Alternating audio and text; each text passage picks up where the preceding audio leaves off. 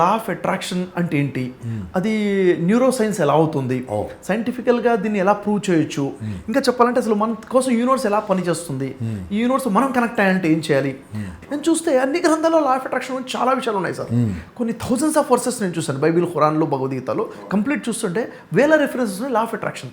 చూస్తే మన నేషన్ వైజ్గా, ఇంటర్నేషనల్ వైజ్గా లా ఆఫ్ అట్రాక్షన్ని ప్రాక్టీస్ చేసి సక్సెస్ అయినటువంటి వాళ్ళు ఎన్ నెంబర్ ఆఫ్ పీపుల్ ఉన్నారు. మోరిస్ అని చెప్పేసి మెరాకిల్ మ్యాన్ జెట్ ప్లేట్ మీద ఎగిరేటప్పుడు క్రాష్ అయిపోయి పడిపోతాడు. అలాంటి తరుణంలో హాస్పిటల్లో ఉంటే ఆర్గాన్స్ డ్యామేజ్ అవ్వలేదు, కానీ బోన్స్ అన్నీ బ్రేక్ అయిపోయాయి. మరి బతికే అవకాశం ఉంది, కానీ బతికిన ఎప్పుడు కూడా నడిచి నిలబడలేడు. ఇది పరిస్థితి. అతను ఏమనుకుంటాడంటే, లేదు నేను లేవాలి, నేను నిలబడాలి, నేను నడవాలి. ఇంకా December 25th రావడానికి ఇంకా 11 months ఉంది.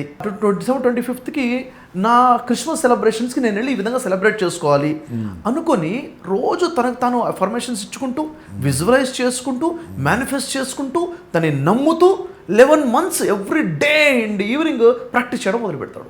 ఎగ్జాక్ట్గా 11 months తర్వాత జరిగింది ఏంటంటే, నడుచుకుంటూ వెళ్ళాడు, సెలబ్రేట్ చేసుకోగలిగాడు. The power of affirmations, power of visualization, power of manifestation, the power of law of attraction. దాని గురించి తను చెప్తున్నట్టు సైన్స్ చూసుకుంటే డెప్త్గా అర్థమవుతుంది. అంటే ఓవరాల్ నాకు అర్థమైందంటే లా ఆఫ్ అట్రాక్షన్ పనిచేస్తుందా అంటే, పని చేయదు అన్నవాడికి పని చేయదు, పని చేస్తుంది అనేవాడికి పని చేస్తుంది.